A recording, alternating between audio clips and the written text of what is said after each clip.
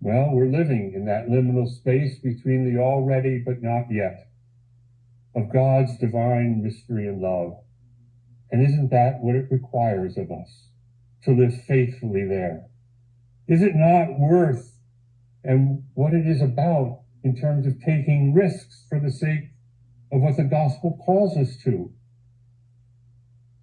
But the gospel calls us to take these risks over and over again, not just for ourselves, but for the life of the world.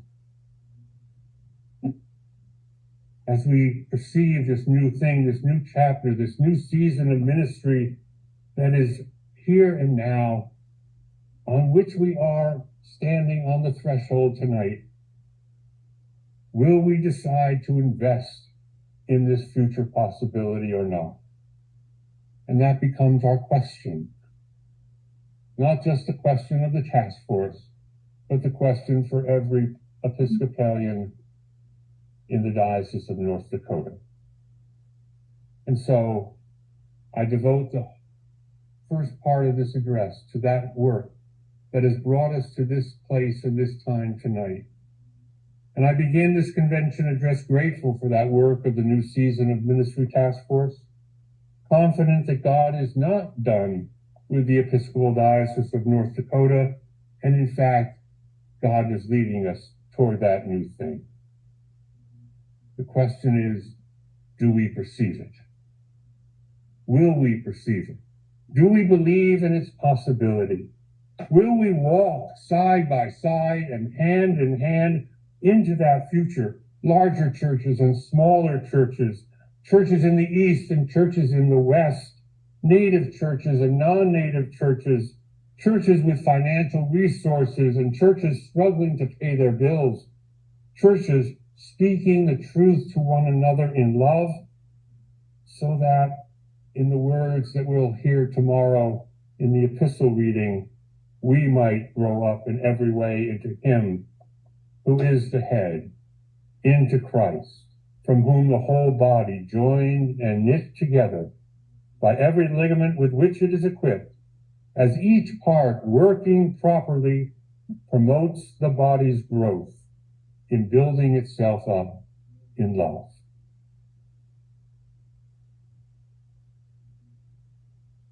That is my hope for us, that we will be that community that walks that way together into that future that God has in store for us. So thank you, Task Force, for bringing us to this threshold, for naming for us our goals, our priorities, our hopes, our dreams, and for setting us on a course that we might realize so much of that. So with that said, let me briefly continue and conclude with just a few other items. First, regarding my health. Let me say how deeply grateful and humbled I am by the amazing outpouring of love, care, support, and prayers that I have received since sharing with you my very surprising diagnosis of stage 4 esophageal cancer. Now, I know many of you have walked your own cancer journeys and that of other loved ones. And so you have some idea of the disruption that such a diagnosis carries with it. Be assured, I have a great medical team. You hear me, if you're following my blog at all, talk about Agnes all the time. I'm not sure I have the capacity to make someone a saint, but man, she's really close right now in my book. And so is my oncologist and the rest of the medical team that's there surrounding me. And of course, I have an enormous, loving family, group of friends, colleagues all over the world that are joining in the prayer for my health, for my healing. It's beyond my wildest imagining, totally beyond my wildest imagining. Maybe some of you can relate to that from your own experience of one of those times in your life when beyond anything you could imagine, you felt the profound love of God in the lives of the people whom you meet. And tonight, oh my God, nothing more powerful than that I can imagine. So the road ahead is a challenging one, and I'm trying to face its reality with faith, hope, and confidence in God's healing grace.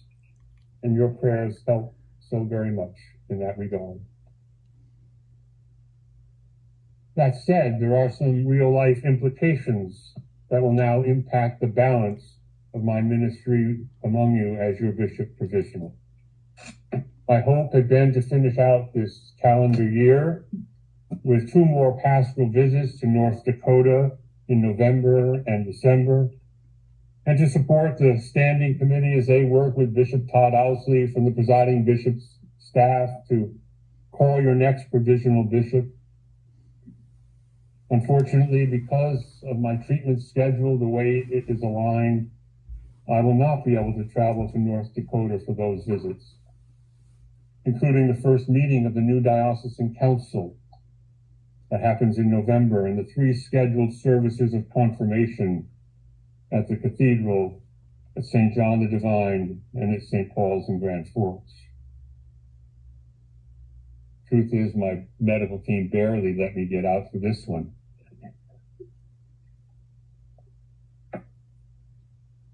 But alas, all is not lost, and God is good all the time. There is a provision in our church canons for the appointment of an assisting bishop. As those of you who heard John's presentation this afternoon learn, Bishop Keith Whitmore served with you in that capacity before I became your bishop provisional. And so I'm pleased to announce tonight that the Right Reverend Brian Tom, who retired as Bishop of Idaho in 2022 after 16 years of episcopal ministry, is willing to accept my appointment, subject to the consent of the Standing Committee, to serve as assisting bishop in the Diocese of North Dakota. In short, what this means is that I will continue as bishop provisional until the next bishop provisional is in place, elected by you, and that Bishop Tom will cover my week-long scheduled pastoral visitations to North Dakota, taking all the appointments that I had and being in all the places that I was supposed to be on those days, which to me is a great relief, especially for those awaiting confirmation, especially for the start of the new diocesan council.